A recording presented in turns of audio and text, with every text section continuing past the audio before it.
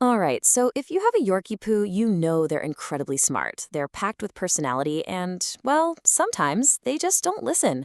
It can be so frustrating, right? But what if I told you the reason they're ignoring you isn't what you think?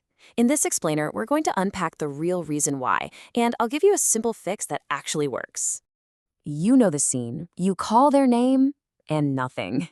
You give a command like come or sit, one you know they've heard 1,000 times, and they just give you a look or maybe just wander off. You know they heard you, so it feels like they're making a choice to blow you off. That exact feeling is what we're going to solve today. Okay, first things first. We have to completely change how we look at this problem.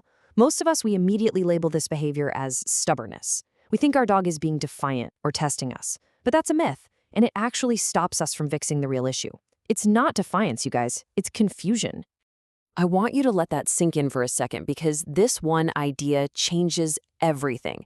Your dog isn't making a calculated decision to disobey you. In that moment, they're just genuinely not sure what you're asking or why they should do it right then and there. Getting this is the single most important step you can take. Look at this comparison here. It's all about a shift in perspective. See, if you think your dog is stubborn, you think the answer is to be tougher, right? A firmer hand. But if you see them as confused, you realize the solution is to be a better, clearer teacher. It puts the power back in our hands to communicate better, instead of blaming the dog for having a bad attitude. So, how did this confusion start? Well, and this is the tough pill to swallow, we're usually the ones who taught them that listening is optional. It's totally unintentional, of course, but through a few really common habits, we've basically trained them that our commands are more like suggestions. And here's the dead giveaway. Here's how you know this is what's going on. Your dog listens perfectly when it's quiet in the house. But the second you're at the park, it's like they've never heard the word come before. See, that proves they know the command. It also proves they've learned that they only really have to do it in certain situations. It's become optional. And this happens so easily with Yorkie Poos. You're dealing with a mix of two super intelligent breeds, but they also have this really strong independent streak. What that means is they are smart enough to notice when we're being inconsistent, and they're independent enough to decide for themselves if something is worth their time or not. Okay, let's get into the nitty-gritty. There are 3 incredibly common mistakes that we, as owners, make that directly lead to this confusion. Let's walk through them and just see if any of these sound a little familiar. We're going to break down all 3. And just recognizing them is half the battle because you'll see the fixes are actually pretty simple. First up, and I think this is by far the biggest one for almost everyone, repeating commands over and over and over. You say, sit. Nothing happens. So you go, sit, sit, buddy, sit. Come on, we've all been there. Here's the problem with that. When you repeat the command, you're actually teaching your dog that the first few times you say it don't count. You're teaching them to wait for that final, maybe slightly more annoyed command. So the fix? Say it once. Just once. Nice and clear. If they don't do it, don't say it again. Instead, you can gently guide them into the position, maybe with a treat to lure their nose down. Okay, mistake number 2 is all about the paycheck. We're using rewards that our dog just, frankly, doesn't care that much about. We think a quick good boy or a single piece of their boring old kibble is enough motivation. For a smart, independent dog, it's usually not. You gotta think of it like their job. If the pay is bad, why would they show up to work? You have to make listening worth their time.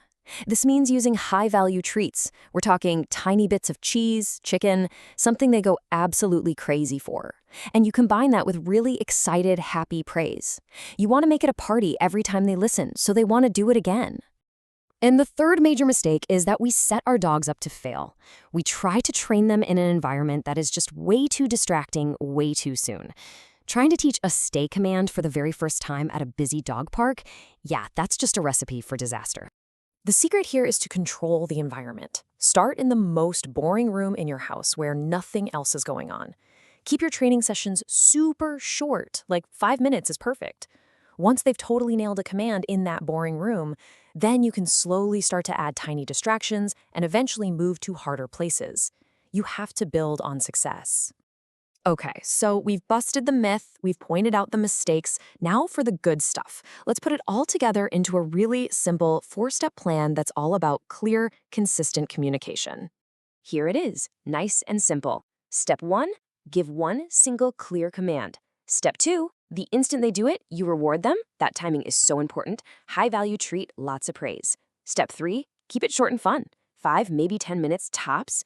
And step 4, do it every single day. It's that consistency that really builds the new habit.